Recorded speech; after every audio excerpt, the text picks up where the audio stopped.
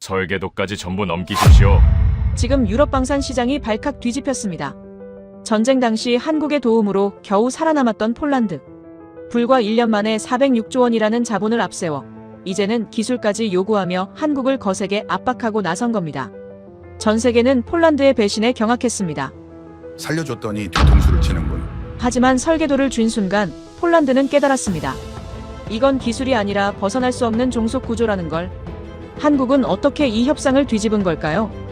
그리고 단 180일의 선택은 어떻게 한 국가의 미래를 묶는 결정적인 패착이 된 걸까요? 지금 바로 공개합니다. 어디서 듣고 계신가요? 구독과 좋아요 잊지 마세요.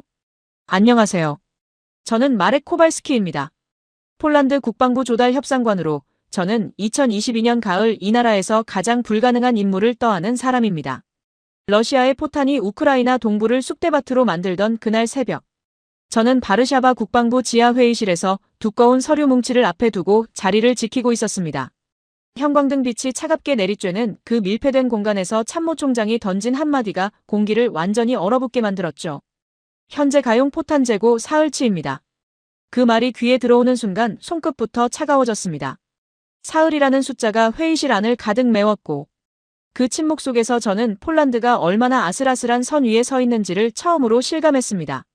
국경에서 450km도 떨어지지 않은 곳에서 전쟁이 벌어지고 있는데 우리 손에 쥔 탄약은 사흘치뿐이었던 겁니다.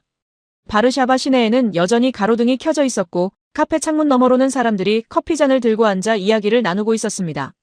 하지만 지하 회의실의 공기는 그 바깥 세상과 완전히 단절된 것처럼 무거웠습니다. 저는 그 순간 처음으로 나라 하나가 얼마나 빠르게 무너질 수 있는지를 피부로 느꼈습니다. 그것은 총소리가 들려서가 아니었습니다. 숫자 하나 사흘이라는 숫자 때문이었습니다. 전쟁은 멀리 있었지만 우리가 버틸 수 있는 시간은 코앞에 와 있었습니다. 문제는 단순히 탄약 수량만이 아니었습니다. 폴란드군의 자주포 체계는 소련시대 규격과 서방 규격이 혼재한 복잡한 구조여서 그 간극을 즉각적으로 채워줄 수 있는 공급처를 찾는 것 자체가 미로와 같은 일이었습니다.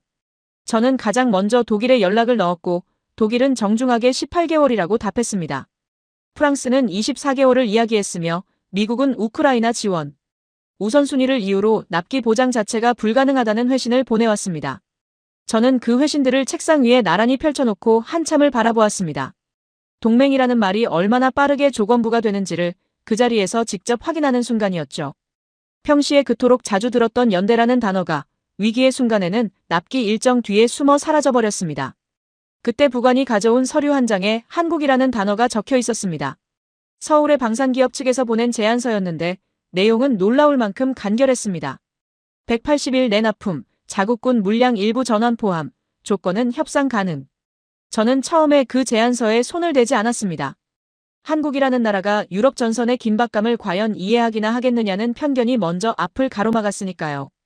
동아시아의 방산기업이 유럽의 분쟁 구조에 맞는 물자를 이 속도로 공급할 수 있다는 발상 자체가 낯설었고 그런 나라가 실제로 그것을 해낼 수 있다는 사실을 선뜻 믿기가 어려웠습니다. 하지만 독일과 프랑스와 미국의 회신들을 다시 한번 훑어보면서 저는 천천히 현실을 받아들였습니다. 명분을 따질 시간이 우리에게는 없었습니다. 엘리자 노박 전략실장이 제 옆에 서서 조용히 말했습니다. 지금 폴란드에 필요한 건 누가 가장 합리적인가가 아니라 누가 가장 빠른가입니다. 엘리자의 목소리에는 평소의 분석적인 냉정함 대신 드물게 절박함이 묻어 있었습니다. 저는 그 말을 듣고 나서야 한국 측에 연락을 취했습니다. 사흘 뒤 서울과 화상으로 마주한 인물이 박준호였습니다. 방산기업 글로벌 총괄이라는 직함을 달고 있었는데 화면 너머로 보이는 그의 표정은 처음부터 끝까지 흔들림이 없었습니다. 저는 협상이라는 형식을 기대했지만 박준호는 협상이 아니라 설명에 가까운 방식으로 이야기했습니다. 우리가 할 수 있는 것과 없는 것, 납기가 가능한 품목과 불가능한 품목을 명확하게 구분해서 제시했고 숫자에 과장이 없었습니다. 유럽 파트너들이 부풀린 기대와 구체성 없는 약속으로 시간을 벌려는 동안 이 사람은 가능한 것만 정확하게 말하고 있었죠. 그 명확함이 오히려 저를 당황하게 했습니다. 협상 테이블에서 이렇게 단정하게 자기 패를 보여주는 상대를 저는 처음 만나봤으니까요. 박준호가 마지막에 덧붙인 내용이 핵심이었습니다. 자국군 편제 물량의 일부를 폴란드 측으로 우선 전환하겠다는 것이었습니다. 그것은 단순한 공급 제한이 아니었습니다. 한국이 자국군의 전력 일부를 담보로 내놓겠다는 의미였으니까요. 저는 그 말을 듣고 잠시 침묵했습니다. 동맹국들이 자국 우선을 내세우며 납기를 뒤로 미루는 동안 한국은 그 원칙을 스스로 깨는 제안을 하고 있었습니다. 그것을 신뢰의 표시로 읽어야 할지 아니면 더 깊은 계산의 결과물로 읽어야 할지 알 수 없었습니다. 어쩌면 그 두 가지가 동시에 맞는 것일 수도 있다는 생각이 들었지만 그 순간에는 그걸 따질 여유가 없었습니다. 계약서에 서명하던 날 밤 엘리자가 회의실 창문 너머 바르샤바 시내를 바라보며 조용히 말했습니다. 마렉, 우리가 지금 무엇에 서명하는 건지 정확히 알고 있어야 합니다. 저는 그 말을 당시에는 단순한 신중함으로 들었습니다. 계약에 수반되는 조건들을 꼼꼼히 살피자는 뜻으로만 이해했죠. 하지만 지금 돌아보면 엘리자는 그 순간에 이미 제가 보지 못하는 무언가를 감지하고 있었는지도 모릅니다.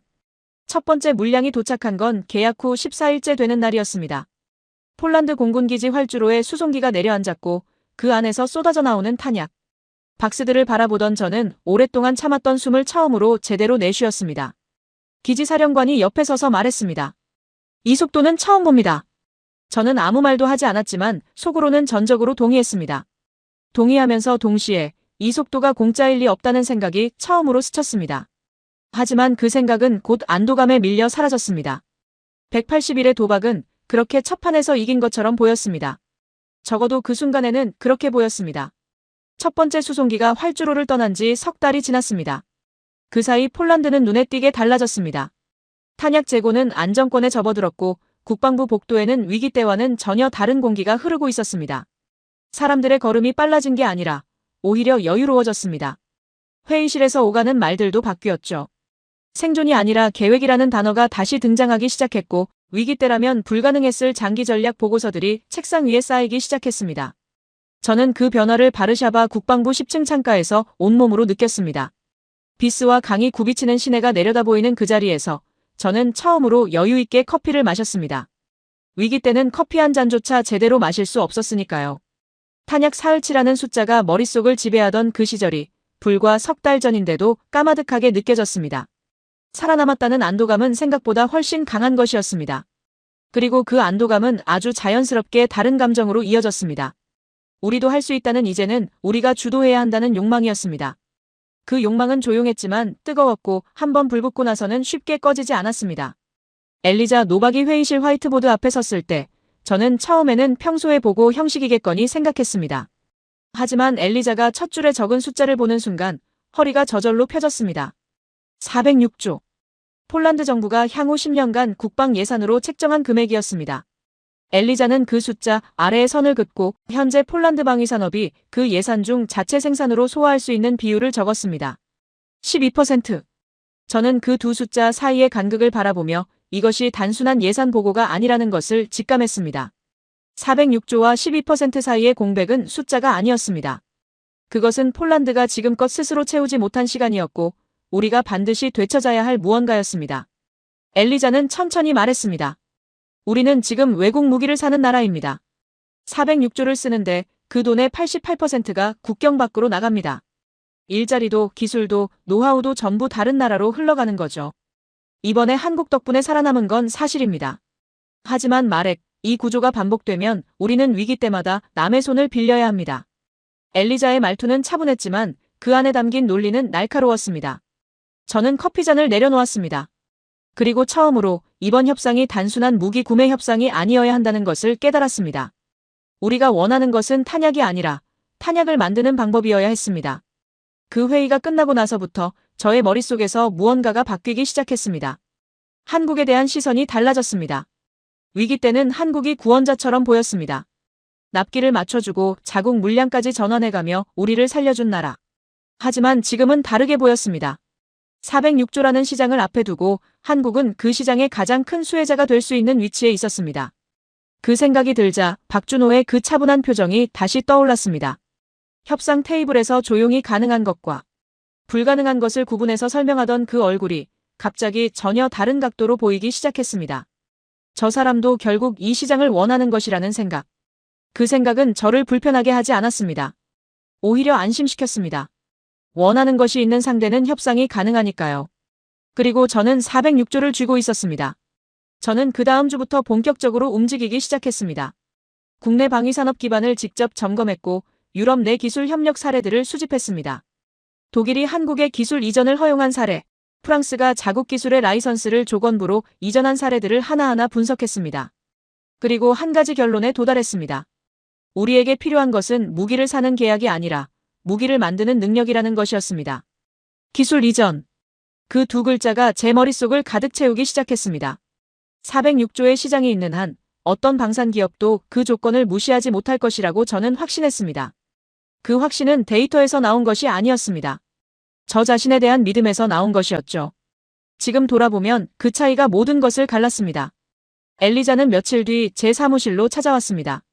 손에는 데이터가 빼곡한 보고서를 들고 있었습니다. 기술 이전 방향은 맞습니다. 하지만 방식을 잘못 선택하면 오히려 더 깊이 묶일 수 있습니다. 저는 그 말을 들으며 속으로 가볍게 흘렸습니다. 엘리자는 언제나 저보다 신중했습니다. 그 신중함이 엘리자의 강점이었지만 동시에 한계이기도 했습니다. 406조라는 숫자를 쥐고 있는 한 협상 테이블에서 우리가 주도권을 잡는 것은 당연한 수순이라고 저는 믿었습니다. 엘리자의 조심스러움이 그 순간에는 단순한 소심함으로 느껴졌습니다. 저는 보고서를 책상 한쪽으로 밀어놓았습니다. 지금 생각하면 그 동작 하나가 제가 저지른 가장 큰 실수의 시작이었습니다. 저는 다음 협상 일정을 잡으면서 처음으로 박준호를 바르샤바로 부르는 쪽으로 방향을 잡았습니다. 이전에는 우리가 서울로 갔습니다. 급했으니까요. 하지만 이번에는 달랐습니다. 우리가 원하는 자리에서 우리가 원하는 의제로 이야기해야 했습니다. 협상 장소 하나를 바꾸는 것이 그리 대단한 일처럼 보이지 않을 수 있습니다. 하지만 저는 그 선택 하나에서 이미 어떤 우위를 느끼고 있었습니다. 주도하는 쪽이 된다는 감각이었습니다. 그 감각이 얼마나 위험한 것인지를 당시에 저는 전혀 알지 못했습니다. 박준호에게 연락을 취했을 때 그는 바르샤바 일정을 흔쾌히 수락했습니다. 망설임도 없었고 조건도 달지 않았습니다. 저는 그 흔쾌한 수락을 우리가 우위에 있다는 신호로 읽었습니다. 원하는 것이 있으니까 응하는 것이라고 생각했죠. 하지만 돌이켜보면 박준호는 그 순간에도 이미 판 전체를 보고 있었을 겁니다. 우리가 무엇을 원하는지 얼마나 원하는지 그리고 그 욕망이 우리를 결국 어디로 데려갈지를 이미 계산해두고 있었을 겁니다. 이제는 우리가 만들어야 합니다. 저는 그 말을 속으로 되뇌며 바르샤바 협상 준비를 시작했습니다. 406조가 있었고 의지가 있었고 확신이 있었습니다. 그리고 그 확신이 가장 무서운 것이었다는 사실을 저는 아직 몰랐습니다. 박준호가 바르샤바에 도착한 날 하늘은 낮게 깔려 있었습니다. 11월의 폴란드 특유의 회색빛 하늘이었습니다. 저는 그날 아침 일찍 협상장에 도착해 테이블 배치를 직접 확인했습니다. 폴란드 측이 창문을 등지고 앉는 자리, 한국 측이 빛을 정면으로 받는 자리. 사소해 보이는 배치였지만 저는 그것 하나에도 의미를 담았습니다. 주도하는 쪽이 공간을 먼저 설계한다고 믿었으니까요. 그 믿음이 얼마나 유치한 것이었는지를 협상이 끝난 뒤에야 알게 됩니다. 박준호는 정시에 도착했습니다. 수행원 2명을 대동했고 얇은 서류 파일 하나만 들고 있었습니다. 저는 그 얇은 파일을 보며 속으로 안도했습니다. 우리 쪽 테이블에는 두꺼운 분석 자료와 법률 검토 보고서, 유럽 방산 협력 사례집이 가득 쌓여 있었으니까요. 준비된 쪽이 협상을 이긴다는 것이 저의 오랜 원칙이었습니다. 박준호는 자리에 앉으면서 방안을 한번 둘러보았습니다.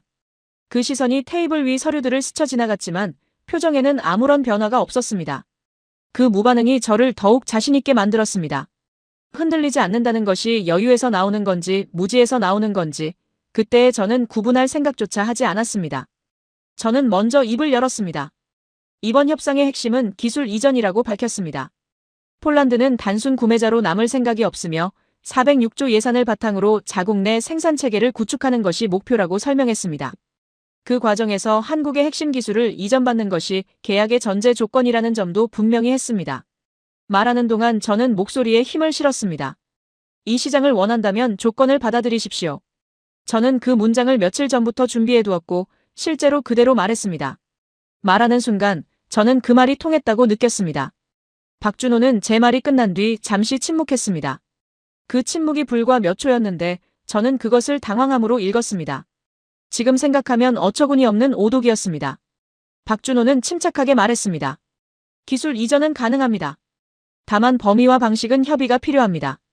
저는 그 대답을 듣고 내심 쾌재를 불렀습니다. 거부하지 않았다는 것, 그것만으로 충분하다고 생각했습니다. 엘리자가 제 옆에서 펜을 멈추는 것이 느껴졌습니다. 무언가를 적으려다 멈춘 것이었습니다. 저는 그 동작을 눈치챘지만 무시했습니다. 협상은 흐름을 타는 것이고 지금 흐름은 우리 쪽에 있다고 믿었으니까요. 저는 그 다음 카드를 꺼냈습니다. 독일이었습니다. 우리는 독일 방산기업과도 협의를 진행 중이라는 점을 언급했습니다. 클라우스 리히터 대표와의 예비 접촉을 이미 마쳤으며 조건에 따라 파트너를 선택할 수 있다는 점을 분명히 했습니다. 이것이 제가 준비한 가장 강력한 카드였습니다. 경쟁 구도를 만드는 것, 원하는 것이 있는 상대에게 대안이 있다는 것을 보여주는 것. 그것이 협상에서 주도권을 유지하는 방법이라고 저는 배워왔고 그대로 실행했습니다. 목소리에 여유를 담았고 시선은 박준호를 똑바로 향했습니다. 박준호는 독일 이야기를 듣고도 표정이 바뀌지 않았습니다. 오히려 조용히 고개를 끄덕이며 말했습니다. 독일은 좋은 선택지입니다. 다만 납기와 현지화 비율 측면에서 몇 가지 현실적인 부분이 있습니다. 그러면서 얇은 파일을 열었습니다. 그 안에는 독일 방산기업의 납기 이행률, 폴란드 현지화 조건 충족 사례, 그리고 기술 이전 실제 완료율에 대한 데이터가 정리되어 있었습니다. 저는 그 자료를 보는 순간 손끝이 미세하게 차가워지는 것을 느꼈습니다. 박준호는 우리가 독일 카드를 꺼낼 것을 이미 알고 있었던 겁니다. 그리고 그에 대한 답변을 이미 준비해두고 있었습니다. 얇은 파일이 얇았던 이유는 준비가 부족해서가 아니었습니다. 필요한 것만 골라 담았기 때문이었습니다. 엘리자가 자료를 받아 천천히 훑었습니다. 엘리자의 눈빛이 달라지는 것이 옆에서도 보였습니다. 하지만 저는 그 시선을 외면했습니다. 협상은 아직 끝나지 않았다고 생각했습니다. 저는 다시 한번 기술 이전의 범위를 구체적으로 요구했습니다. 설계도, 생산 공정, 핵심 부품 제조 기술까지 포함하는 완전한 이전이어야 한다고 말했습니다. 박준호는 그 요구를 받아 적으며 말했습니다. 검토하겠습니다.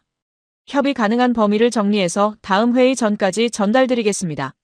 그 말은 거절이 아니었습니다. 하지만 수락도 아니었습니다. 저는 그 경계를 명확하게 인식하지 못했습니다. 거절이 아니면 전진이라고 믿었기 때문입니다. 협상이 끝나고 박준호 일행이 회의실을 나간 뒤 저는 처음으로 등받이에 몸을 기댔습니다. 잘 됐다고 생각했습니다. 거부당하지 않았고 독일 카드도 꺼냈고 기술 이전 범위도 요구했습니다.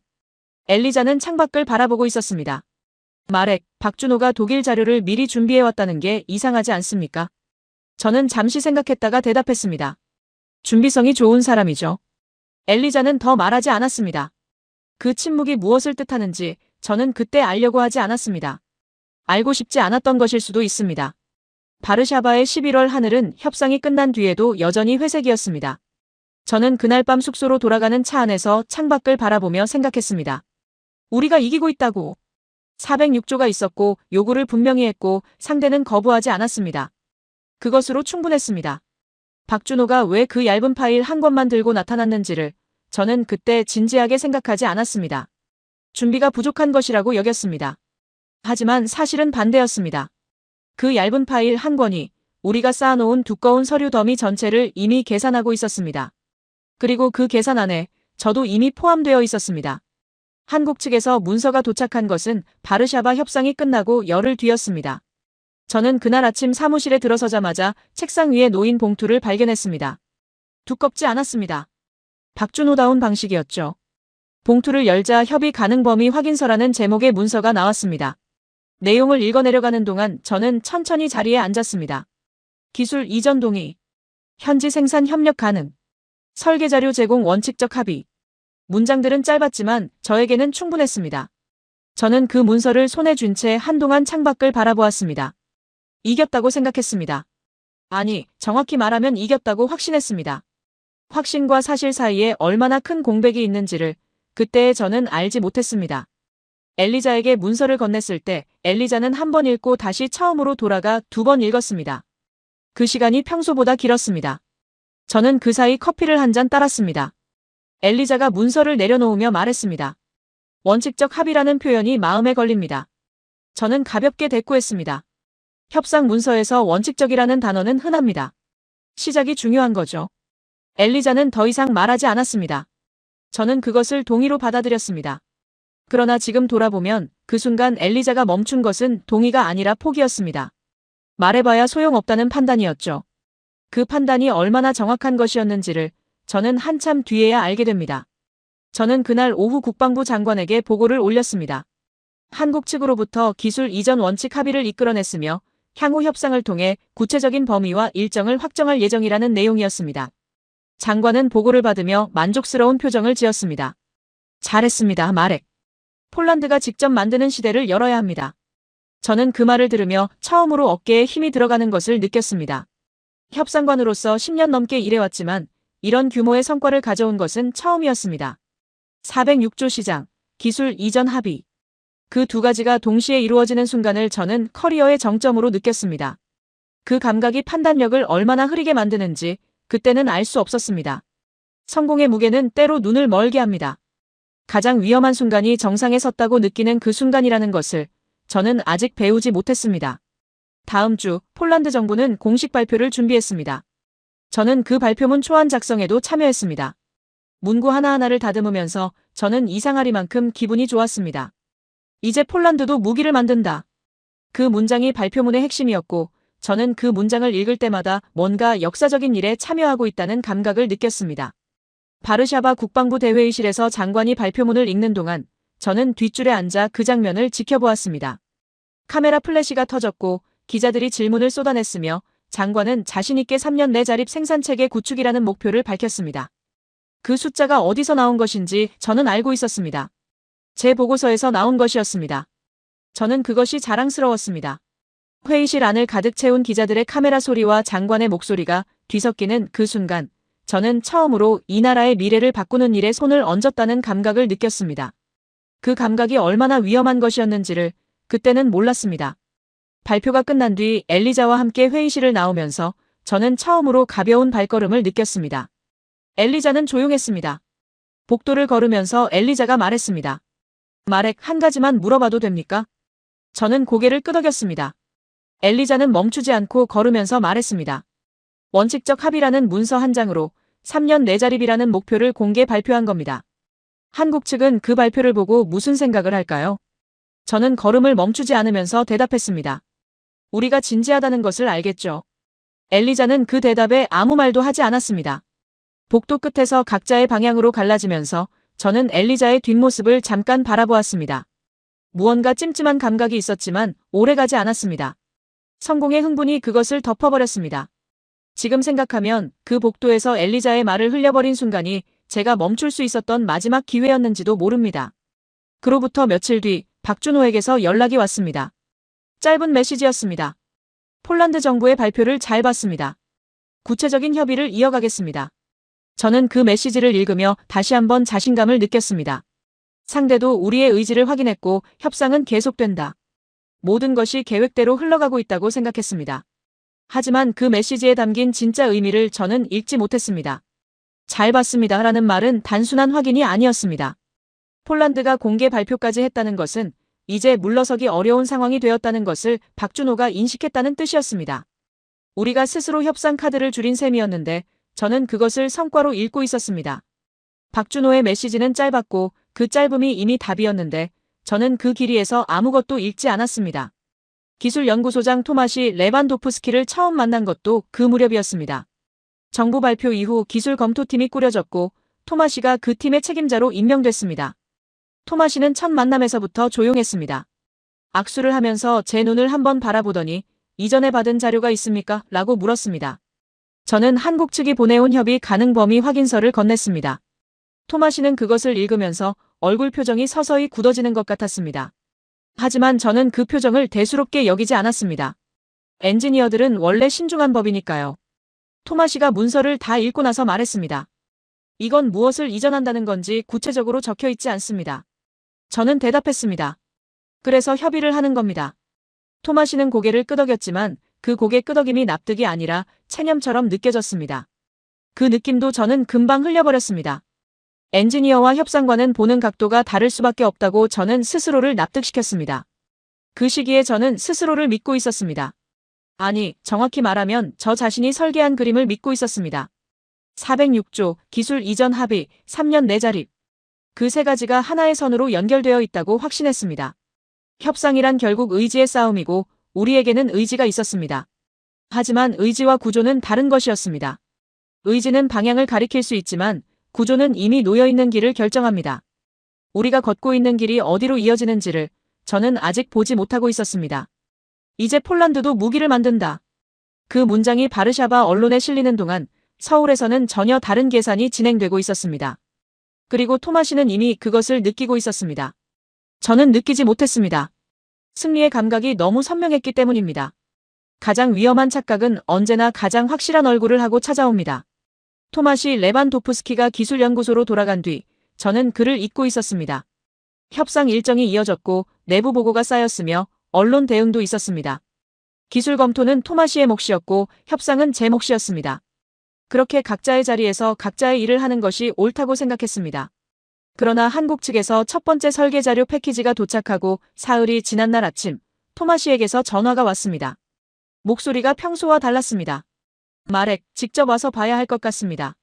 그것뿐이었습니다. 설명도 없었고 이유도 없었습니다. 그 짧은 문장 안에 담긴 무게를 저는 전화를 끊고 나서야 느꼈습니다. 무언가 단단하고 차가운 것이 위에서 내려앉는 감각이었습니다. 연구소는 바르샤바 외곽에 있었습니다.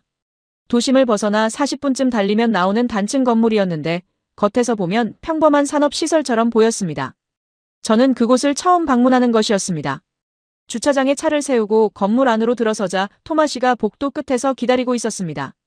악수 없이 고개만 끄덕이고 돌아섰습니다. 따라오라는 뜻이었습니다. 복도를 따라 걸으면서 저는 토마시의 뒷모습을 바라보았습니다. 어깨가 평소보다 더 무거워 보였습니다. 엔지니어 특유의 무표정이었지만 그 무표정 안에 무언가가 단단히 눌려 있다는 것을 저는 느꼈습니다. 복도는 길었고 발소리만 울렸으며 저는 입을 열지 않았습니다. 토마시가 안내한 곳은 분석실이었습니다. 넓은 테이블 위에 도면들이 펼쳐져 있었고 2명의 연구원이 그 앞에 앉아 있었습니다. 저를 보더니 자리에서 일어났지만 아무 말도 하지 않았습니다. 토마시가 테이블 가운데로 걸어가 도면 하나를 손가락으로 짚었습니다. 한국 측이 보내온 자주포 설계 자료입니다. 저는 가까이 다가가 도면을 내려다보았습니다. 선과 수치들이 빼곡하게 채워져 있었고 처음 보는 저에게는 충분해 보였습니다. 전문가가 아닌 눈에는 완성된 자료처럼 보였습니다. 토마시가 말을 이었습니다. 얼핏 보면 완성된 설계도처럼 보입니다. 하지만 아닙니다. 토마시는 도면 위 특정 구역들을 차례로 가리켰습니다. 이 부분, 그리고 이 부분. 포신 제어 모듈, 사격 통제 시스템, 탄약 자동 장전 메커니즘. 토마시가 가리키는 곳마다 도면에는 동일한 표시가 있었습니다. 작은 직사각형 박스 안에 참조 코드만 적혀 있고 내부 구조는 비어 있었습니다. 토마시가 말했습니다. 이게 블랙박스입니다. 내부가 없습니다. 설계도가 아니라 설계도의 외곽선만 있는 겁니다. 저는 그 말을 듣고 잠시 도면을 다시 바라보았습니다. 처음에는 이해가 되지 않았습니다. 분명히 자료가 왔고 분명히 도면이 있었으니까요. 눈에 보이는 것이 전부가 아닐 수 있다는 생각을 하기까지 짧은 시간이 걸렸습니다. 토마시는 천천히 설명했습니다. 무기 체계에서 가장 핵심적인 부분들, 즉 실제로 무기를 무기답게 만드는 기술들이 모두 이 블랙박스 안에 들어 있습니다. 그 안이 없으면 도면 전체가 껍데기입니다. 조립은 할 수 있습니다. 하지만 제대로 작동하게 만들 수는 없습니다. 저는 그 말의 뜻을 천천히 받아들였습니다. 말은 이해했지만 그것이 의미하는 바를 온전히 받아들이는 데는 시간이 걸렸습니다. 블랙박스가 몇 개나 됩니까? 저는 그렇게 물었습니다. 목소리가 생각보다 작게 나왔습니다. 토마시가 연구원에게 고개를 돌렸습니다. 연구원이 자료를 펼치며 말했습니다. 현재까지 확인된 것만 52개입니다. 52개. 그 숫자가 분석실 공기 안에 떠 있는 것처럼 느껴졌습니다. 저는 자리에 앉았습니다. 분석실 안은 조용했고 형광등 소리만 미세하게 울렸습니다. 토마시가 의자를 끌어당겨 제 맞은편에 앉았습니다. 마렉, 이 상태로는 자립 생산이 불가능합니다. 단순 조립 공장은 만들 수 있습니다. 부품을 들여와 끼워 맞추는 작업은 할 수 있습니다. 하지만 우리가 원했던 것, 설계하고 생산하고 수출할 수 있는 능력은 이 블랙박스들이 열리지 않는 한 불가능합니다. 저는 그 말을 들으면서 창문 밖을 바라보았습니다. 연구소 바깥에는 11월의 들판이 펼쳐져 있었고 바람에 마른 풀들이 느리게 흔들리고 있었습니다. 그 풍경이 이상하게 또렷하게 기억납니다. 사람은 충격을 받을 때 엉뚱한 것을 기억합니다. 저는 천천히 생각을 정리하려고 했습니다. 합의 문서에는 설계 자료 제공이라고 적혀 있었습니다. 한국 측은 설계 자료를 보냈습니다. 형식적으로는 약속을 지킨 겁니다. 하지만 그 자료 안에 핵심이 빠져 있었습니다. 토마시가 제 생각을 읽은 것처럼 말했습니다. 그들은 거짓말을 한 게 아닙니다. 설계 자료를 줬습니다. 다만 설계 자료라는 말이 우리가 생각한 것과 그들이 보낸 것이 달랐을 뿐입니다. 저는 그 문장을 듣는 순간 등골이 차가워지는 것을 느꼈습니다. 거짓말이 아니었습니다. 그것이 더 무서운 것이었습니다. 거짓말은 들키면 끝나지만 이 방식은 들켜도 끝나지 않습니다. 그들은 약속을 지켰으니까요. 분석실을 나서면서 저는 토마시에게 한 가지를 당부했습니다. 이 내용은 아직 외부로 나가면 안 됩니다. 토마시는 잠시 저를 바라보다가 고개를 끄덕였습니다. 그 눈빛에 무언가가 있었습니다. 동의가 아니라 이해였습니다. 이미 알고 있었다는 듯한 눈빛이었습니다. 돌아오는 차 안에서 저는 아무 말도 하지 않았습니다. 머릿속에서 지난 몇 달의 장면들이 빠르게 지나갔습니다. 406조를 앞세워 협상장에 들어서던 날, 독일 카드를 꺼내며 여유를 부리던 순간, 기술 이전 합의를 성과로 보고하던 그 오후. 그리고 박준호의 표정. 처음부터 끝까지 흔들림이 없었던 그 얼굴. 저는 그 표정을 이제 다른 방식으로 이해했습니다. 그는 우리가 무엇을 요구하는지 알고 있었고, 무엇을 주면 되는지도 알고 있었습니다. 그리고 무엇을 주지 않아도 되는지 역시 처음부터 알고 있었습니다. 이건 설계도가 아니라 껍데기입니다. 토마시의 목소리가 귓속에서 다시 울렸습니다. 바르샤바로 돌아오는 내내 저는 그 말을 지울 수가 없었습니다. 엘리자에게 전화를 한 것은 연구소를 떠난 직후였습니다. 엘리자는 바로 받았습니다. 저는 분석실에서 들은 내용을 간략하게 전달했습니다. 블랙박스 52개, 핵심 기술 부재. 전화기 너머로 잠시 침묵이 흘렀습니다. 엘리자가 말했습니다. 원칙적 합의라는 표현이 마음에 걸린다고 했을 때 말액이 흘려들었다는 거 기억합니까? 저는 대답하지 않았습니다. 엘리자는 계속했습니다. 설계 자료라는 단어의 정의를 우리가 먼저 확정하지 않았습니다. 범위를 특정하지 않은 채 합의라는 단어만 받아온 겁니다. 저는 그 말을 들으며 핸들을 더 꽉 쥐었습니다. 엘리자의 말은 비난이 아니었습니다. 사실이었습니다. 그것이 더 아팠습니다. 전화를 끊고 난 뒤 저는 처음으로 이 상황 전체를 다시 바라보았습니다. 우리가 406조를 앞세우는 동안 박준호는 계약의 언어를 설계하고 있었습니다. 우리가 독일 카드를 꺼내는 동안 박준호는 그 카드의 유효기간을 계산하고 있었습니다. 우리가 기술 이전을 요구하는 동안 박준호는 기술 이전의 범위를 조용히 한정짓고 있었습니다. 그리고 우리가 승리를 자축하는 동안 52개의 블랙박스가 조용히 도면 안에 자리를 잡고 있었습니다. 저는 창밖으로 바르샤바의 외곽 풍경이 스쳐 지나가는 것을 바라보았습니다. 도시는 여전히 그 자리에 있었고 아무것도 변하지 않은 것처럼 보였습니다. 하지만 제 머릿속에서는 지난 몇 달의 모든 장면이 전혀 다른 의미로 다시 배열되고 있었습니다. 바르샤바로 돌아온 다음 날 아침, 저는 엘리자를 사무실로 불렀습니다. 토마시의 보고 이후 처음으로 두 사람이 마주 앉는 자리였습니다. 엘리자는 미리 준비한 듯 두꺼운 파일을 들고 왔습니다. 계약서 원본이었습니다. 저는 그것을 보는 순간 묘한 감각을 느꼈습니다. 협상 과정에서 수십 번은 들여다봤던 문서였는데 그날은 처음 보는 것처럼 낯설었습니다. 엘리자가 파일을 테이블 위에 내려놓으며 말했습니다. 처음부터 다시 읽어야 합니다. 이번에는 우리가 원하는 것을 찾으려는 눈이 아니라 우리에게 불리한 것을 찾으려는 눈으로. 저는 고개를 끄덕였습니다. 엘리자가 첫 번째 항목을 짚었습니다. 로열티 조항이었습니다. 폴란드가 현지 생산을 통해 완성한 무기체계 한 기당 일정 비율의 로열티를 한국 측에 지불한다는 내용이었습니다. 저는 협상 당시 그 항목을 읽었습니다. 하지만 그때는 기술 이전을 받는 대가로 당연한 조건이라고 생각했습니다.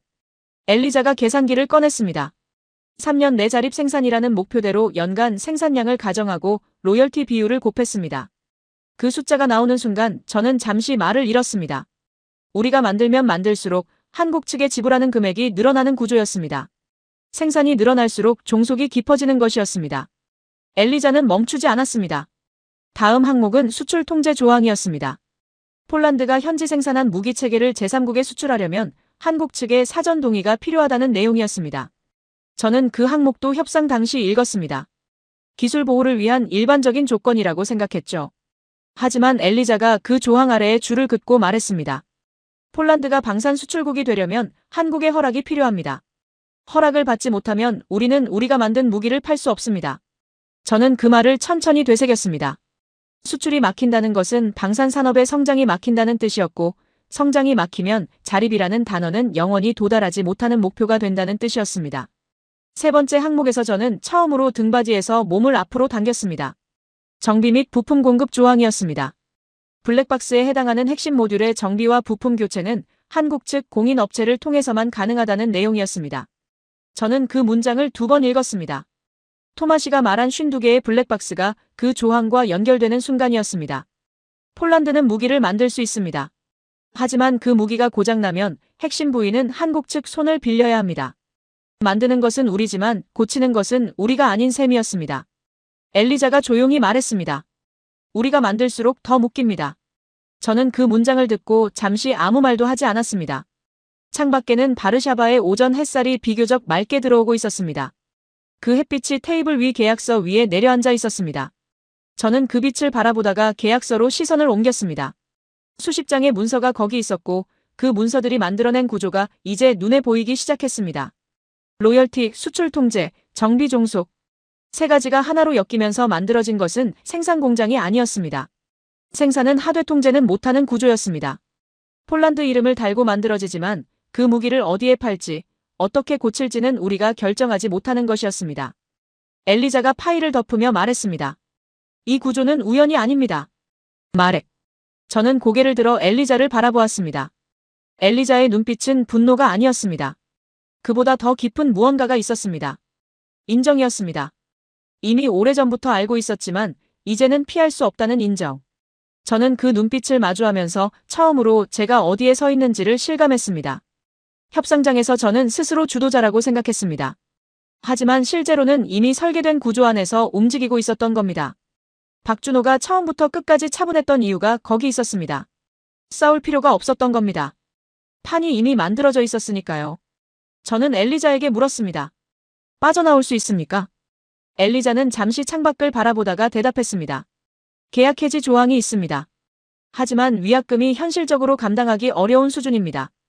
그리고 해지를 한다고 해도 이미 설치된 생산 라인과 훈련된 인력과 발표된 자립 계획을 어떻게 할 건지가 남습니다. 저는 그 말을 들으며 눈을 감았습니다. 빠져나오는 비용이 머물러 있는 비용보다 더 크다는 것. 그것이 이 구조의 핵심이었습니다. 들어오기는 쉽게 만들고 나가기는 어렵게 만드는 것. 그리고 그 입구는 위기의 순간에 열려 있었습니다. 탄약 사흘치라는 숫자가 모든 것을 허물어뜨린 그 순간에 저는 자리에서 일어나 창가로 걸어갔습니다. 비스와 강이 보이는 창문 앞에 서서 저는 한동안 강을 바라보았습니다. 강은 느리게 흐르고 있었습니다. 겨울이 가까워진 탓에 물빛이 어두웠습니다. 엘리자가 뒤에서 말했습니다. 지금 당장 결정해야 하는 건 아닙니다. 하지만 다음 단계로 넘어가기 전에 우리가 무엇 안에 있는지는 알고 있어야 합니다. 저는 그 말에 대답하지 않았습니다. 대답할 말이 없었습니다. 알고 있어야 한다는 그 말이 이미 늦었다는 말처럼 들렸기 때문입니다. 우리는 이미 그 안에 있었습니다. 들어온 문은 닫혀 있었고 나가는 문은 처음부터 없었습니다. 강은 계속 흘렀고 저는 계속 서 있었습니다. 그날 이후 며칠 동안 저는 계약서를 반복해서 읽었습니다. 읽을 때마다 새로운 것이 보였습니다. 처음에는 그냥 지나쳤던 문장들이 이제는 다르게 읽혔습니다. 가령 기술 지원 의무라는 항목이 있었습니다. 한국 측은 블랙박스 모듈에 대한 기술 지원을 제공할 의무가 있다는 내용이었습니다. 처음에는 우리에게 유리한 조항처럼 보였습니다. 하지만 다시 읽으면 달랐습니다. 기술 지원을 받아야 한다는 것은 기술 지원 없이는 작동할 수 없다는 뜻이었습니다. 의무라는 단어가 도움이 아니라 종속을 포장하고 있었습니다. 저는 그 문장 위에 연필로 선을 그었습니다. 그리고 그 옆에 작게 적었습니다. 도움인가 족쇄인가. 엘리자는 그 무렵 별도로 비용 구조 분석을 진행하고 있었습니다. 며칠 뒤 가져온 자료는 단순하지만 명확했습니다. 폴란드가 계획대로 생산을 늘릴 경우 10년 뒤 누적 로열티 지급액이 초기 구매 계약 금액을 초과한다는 내용이었습니다. 저는 그 수치를 보며 한동안 말을 하지 못했습니다. 처음에 한국 덕분에 살아남았을 때 우리는 구원자에게 빚을 졌다고 생각했습니다. 하지만 이 구조는 그 빚이 줄어드는 것이 아니라 우리가 성장할수록 오히려 늘어나도록 설계되어 있었습니다. 살아남은 대가가 이렇게 긴 그림자를 들이우고 있었습니다. 저는 그날 오후 오랫동안 혼자 사무실에 앉아 있었습니다. 해가 기울면서 창으로 들어오던 빛이 사라졌고 사무실이 어두워졌지만 불을 켜지 않았습니다. 박준호가 처음 화상으로 나타나던 순간이 떠올랐습니다. 조용하고 명확하고 과장이 없었습니다. 저는 그 태도를 정직하다고 읽었습니다. 지금은 다르게 읽힙니다. 정직한 것이 아니라 이미 다 계산된 것이었습니다. 싸울 필요가 없는 사람은 싸우지 않습니다. 화낼 필요가 없는 사람은 화내지 않습니다. 박준호는 처음부터 끝까지 차분했습니다. 그 차분함이 자신감이 아니라 확신에서 나온 것이었다는 걸 저는 이제 알았습니다. 판이 이미 설계되어 있을 때 게임은 시작 전에 끝나 있습니다. 엘리자가 퇴근하기 직전 사무실 문을 두드렸습니다. 어두운 사무실 안에서 제가 앉아 있는 것을 보더니 잠시 멈췄습니다. 불도 안 켜셨네요. 엘리자가 조용히 말했습니다. 저는 대답 대신 자리에서 일어나 불을 켰습니다. 형광등이 깜빡이다 안정되면서 사무실이 밝아졌습니다. 엘리자가 문 앞에 서서 말했습니다. 아직 끝난 게 아닙니다. 저는 그 말을 듣고 천천히 고개를 들었습니다. 엘리자의 표정은 단호했습니다. 우리가 어디에 있는지 알게 된 것, 그게 시작입니다. 저는 그 말에 아무 대답도 하지 않았습니다. 하지만 처음으로 이 상황에서 다음 한 걸음이 있을 수 있다는 생각이 들었습니다. 그 한 걸음이 어디로 향할지는 아직 알 수 없었지만 멈춰 있을 수만은 없다는 것은 알았습니다. 베를린으로 출발하기 전날 밤, 저는 짐을 싸면서 이상하리만큼 손이 느렸습니다. 평소라면 10분이면 끝날 일이었는데 그날은 셔츠 하나를 접고 가방 안에 넣는데 한참이 걸렸습니다. 머릿속에서 계속 무언가가 돌아가고 있었기 때문입니다.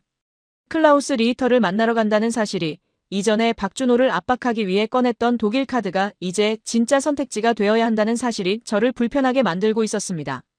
협상장에서 카드로 꺼냈을 때와 실제로 그 카드를 쥐고 대안을 찾아야 할 때는 전혀 다른 무게였습니다.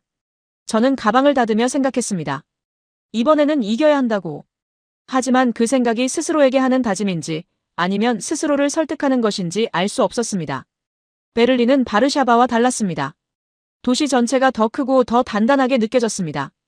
클라우스 리히터가 지정한 장소는 베를린 밑에 구역의 오래된 건물 안에 있는 회의실이었습니다. 엘리베이터가 없는 건물이었고 3층까지 걸어 올라가는 동안 계단에서 나무 삐걱거리는 소리가 났습니다. 회의실은 좁았지만 정돈되어 있었습니다. 창문 너머로 베를린 시내의 지붕들이 보였습니다. 클라우스 리히터는 이미 자리에 앉아 있었습니다. 60대 초반으로 보이는 인물이었고 회색 머리카락과 반듯한 자세가 오래된 유럽 방산업계의 냄새를 풍겼습니다. 악수를 나누며 저는 그의 손이 단단하다는 것을 느꼈습니다. 저는 먼저 상황을 설명했습니다. 한국 측과의 기술 이전 협상에서 핵심 기술이 블랙박스 형태로 봉인되어 있다는 것, 로열티와 수출 통제 조항이 자립을 구조적으로 막고 있다는 것. 클라우스 리히터는 제 말을 끊지 않고 끝까지 들었습니다. 저는 그 경청을 희망의 신호로 읽었습니다. 말을 마치고 나서 저는 기다렸습니다. 리히터가 천천히 입을 열었습니다. 어렵지 않게 충분히 이해합니다. 폴란드가 원하는 것이 무엇인지도 알고 현재 처한 구조가 어떤 것인지도 알고 있습니다. 저는 그 말을 듣고 자세를 고쳐 앉았습니다. 하지만 다음 문장이 나오기까지 리히터는 잠시 창밖을 바라보았습니다. 그 시선이 향하는 곳에서 저는 이미 무언가를 느꼈습니다. 리히터가 말했습니다. 우리도 기술 이전에는 한계가 있습니다. 독일 방산 기술의 핵심은 수출 통제 규정의 적용을 받습니다. 나토 동맹국이라 하더라도 전략 기술의 이전은 별도의 승인 절차가 필요합니다. 그 절차가 얼마나 걸리는지는 예측하기 어렵습니다. 저는 그 말을 들으며 속으로 긴 한숨을 참았습니다. 승인 절차. 예측하기 어렵다. 그 두 가지가 뜻하는 것은 하나였습니다. 지금 당장은 안 된다는 것이었습니다. 저는 다시 물었습니다. 범위를 좁히면 가능합니까? 리히터가 대답했습니다. 범위를 좁히면 폴란드가 원하는 자립과는 거리가 생깁니다. 저는 그 말 앞에서 할 말을 찾지 못했습니다. 리히터는 커피잔을 들며 덧붙였습니다. 솔직하게 말씀드리겠습니다. 독일 기업 입장에서도 폴란드 시장은 중요합니다. 하지만 한국이 이미 납품 이력을 쌓고 기술 이전 합의까지 완료한 상황에서 우리가 뒤늦게 들어가는 것은 쉽지 않습니다. 그리고 설령 들어간다 해도 우리가 줄 수 있는 것의 한계는 한국과 크게 다르지 않을 겁니다. 저는 그 말을 듣는 동안 시선을 창밖으로 돌렸습니다. 베를린의 지붕들이 보였습니다. 겨울 햇살이 그 위에 낮게 깔려 있었습니다. 리히터의 말은 완곡했지만 명확했습니다. 독일도 핵심 기술은 주지 않는다. 그리고 지금 상황에서 들어올 자리도 없다. 회의가 끝나고 리히터와 악수를 나눌 때 저는 그의 표정에서 동정 비슷한 것을 읽었습니다. 동정이 불쾌했습니다. 자신이 무너지는 것을 상대가 알고 있다는 것은 그 자체로 또 다른 굴욕이었습니다. 건물을 나오면서 계단을 내려가는 동안 저는 아무 생각도 하지 않으려 했습니다. 하지만 생각은 멈추지 않았습니다. 독일 카드. 저는 그것을 박준호를 압박하기 위해 꺼냈고 실제로 박준호는 흔들리지 않았습니다. 그리고 이제 그 카드의 실체를 직접 확인하러 왔더니 카드 안에는 아무것도 없었습니다. 처음부터 빈 카드였습니다. 저는 베를린 거리로 나서면서 찬바람을 맞았습니다. 외투 안으로 파고드는 바람이 차가웠습니다. 공항으로 가는 택시 안에서 엘리자에게 전화를 했습니다. 짧게 전달했습니다. 독일은 안 됩니다. 엘리자는 잠시 침묵했다가 말했습니다. 예상했습니다. 저는 그 대답이 싫었습니다. 예상했다는 말이 이미 알고 있었다는 뜻이고 이미 알고 있었다는 것은 저만 몰랐다는 뜻이었으니까요. 저는 전화를 끊고 창밖을 바라보았습니다. 베를린 외곽의 도로가 빠르게 뒤로 흘러갔습니다. 우리에게 선택지가 없었습니다. 그 말이 이제 추상적인 가능성이 아니라 구체적인 사실로 자리를 잡았습니다. 한국 구조 안에 머물거나 아니면 아무것도 없는 밖으로 나가거나 두 가지뿐이었습니다. 그리고 밖에 아무것도 없다는 것을 저는 베를린에서 직접 확인하고 돌아가는 중이었습니다. 바르샤바행 비행기가 이륙하면서 베를린의 불빛이 아래로 멀어졌습니다. 저는 좌석에 등을 기대고 눈을 감았습니다. 피곤했습니다. 몸이 피곤한 게 아니라 무언가를 계속 붙잡으려고 했던 그 힘이 빠지는 피곤함이었습니다. 우리에게 선택지가 없었습니다. 그 문장이 눈을 감은 채로도 또렷하게 떠올랐습니다. 선택지가 없는 협상은 협상이 아닙니다. 그것은 수용입니다. 저는 이제 그 수용 앞에 서 있었습니다. 서울로 향해야 한다는 것을 알면서도 비행기가 바르샤바에 닿는 그 순간까지 저는 눈을 떼지 않았습니다. 바르샤바에 도착한 다음 날, 저는 엘리자와 마주 앉았습니다. 긴 설명이 필요하지 않았습니다. 독일 측의 입장, 기술 이전 불가, 승인 절차 문제. 엘리자는 메모를 하지 않았습니다. 이미 예상한 내용이었기 때문이었습니다. 저는 커피를 마시다가 잔을 내려놓으며 물었습니다. 그러면 우리가 할 수 있는 것이 뭐가 남습니까? 엘리자가 대답했습니다. 조건을 다시 협상하는 겁니다. 지금 구조 안에서 블랙박스 해제 범위를 넓히고 로열티 상한을 설정하고 수출 통제 조항을 완화하는 방향으로 재협상을 요구하는 겁니다. 저는 그 말을 들으며 생각했습니다. 재협상. 그것은 우리가 원하는 것을 얻지 못했다는 것을 인정하는 것이었습니다. 동시에 그 인정 없이는 다음 한 걸음도 없다는 것을 의미했습니다. 저는 그날 오후 오랫동안 계약서를 다시 읽었습니다. 이번에는 처음과 달랐습니다. 불리한 조항을 찾는 눈이 아니라 재협상의 여지를 찾는 눈으로 읽었습니다. 작은 문장들 사이에서 협의 가능이라는 표현이 보였습니다. 상호 합의에 따라 조정할 수 있다는 조항도 있었습니다. 저는 그 문장들에 하나씩 표시를 했습니다. 완벽하지 않았습니다. 하지만 완전히 닫혀있지도 않았습니다. 틈이 있었습니다. 작은 틈이었지만 없는 것보다는 나았습니다. 저는 그 틈을 보면서 처음으로 다음 단계를 생각했습니다. 베를린에서 돌아온 뒤 처음으로 포기가 아닌 방향으로 머릿속이 움직이기 시작했습니다. 서울로 가야 했습니다.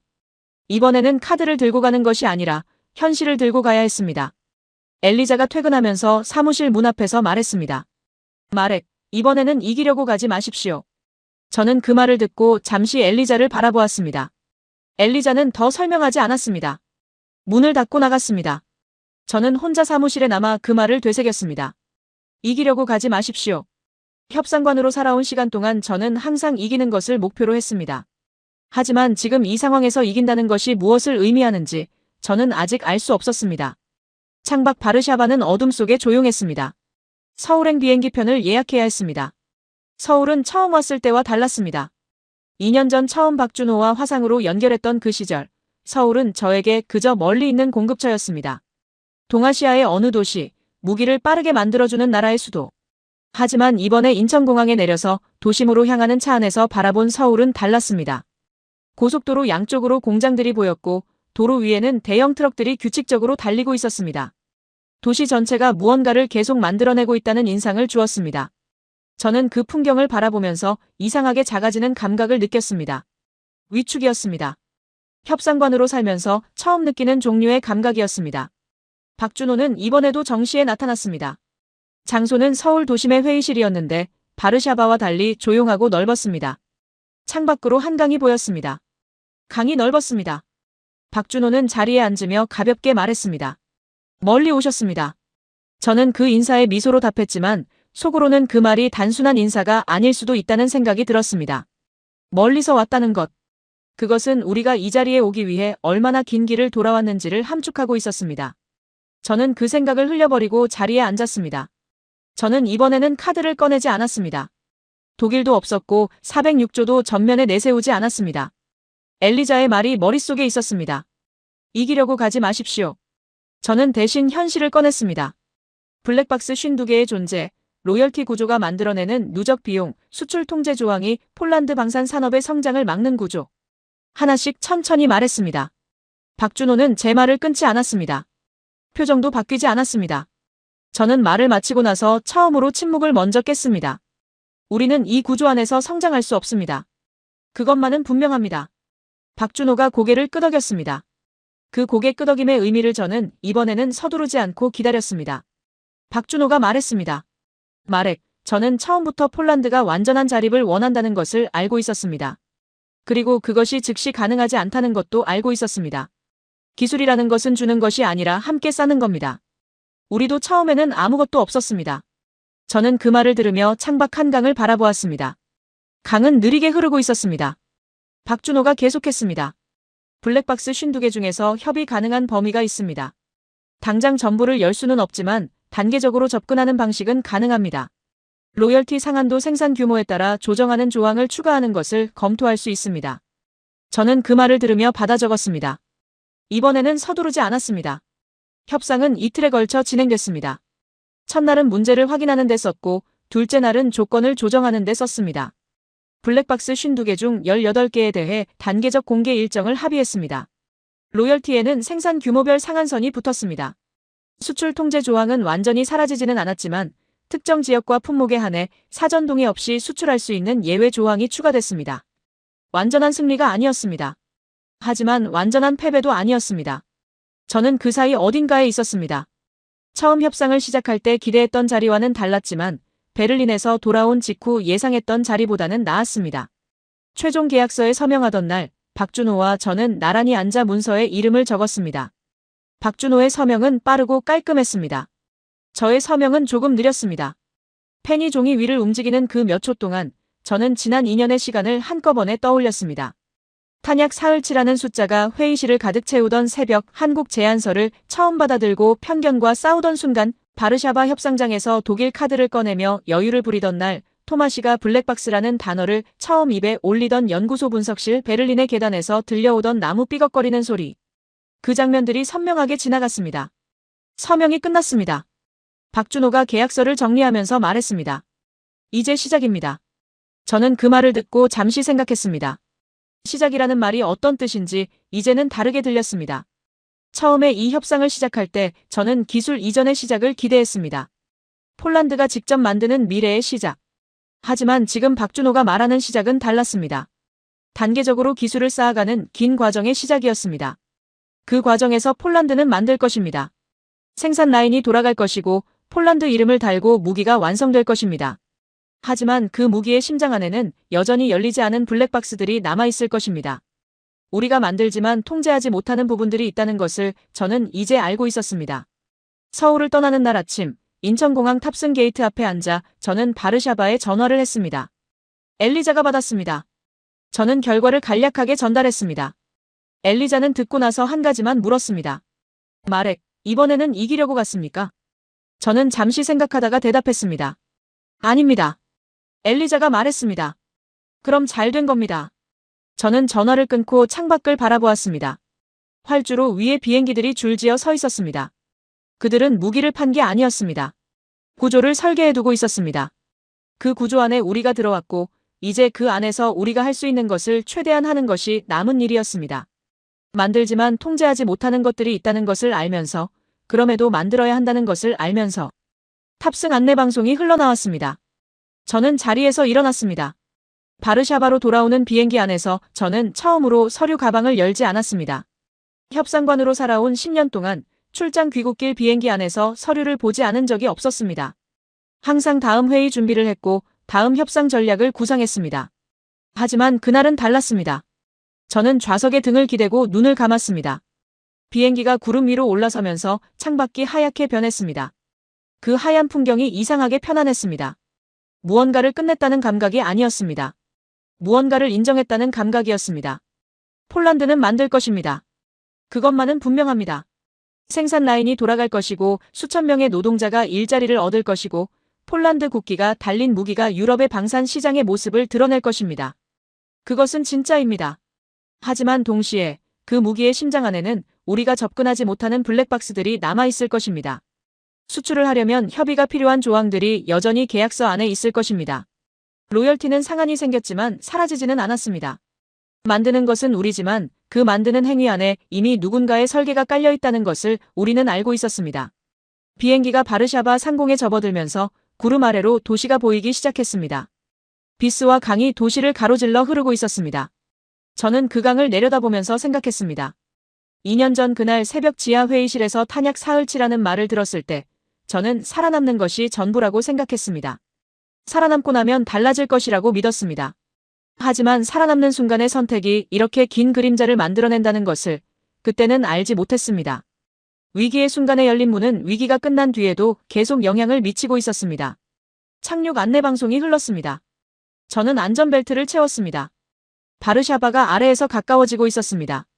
공항에 도착해 짐을 찾으면서 저는 토마시에게 문자를 보냈습니다. 내일 연구소에서 봅시다. 전달할 내용이 있습니다. 토마시의 답장은 빨랐습니다. 기다리겠습니다. 저는 그 두 단어를 보며 가방을 어깨에 올렸습니다. 토마시는 블랙박스 18개의 단계적 공개 일정을 받아들고 기술팀과 함께 무엇부터 시작할지를 정해야 할 것입니다. 할 일이 남아 있었습니다. 끝난 게 아니었습니다. 인정 이후에도 계속 걸어야 했습니다. 저는 공항문을 나섰습니다. 바르샤바의 겨울 공기가 얼굴을 스쳤습니다. 차갑고 선명했습니다.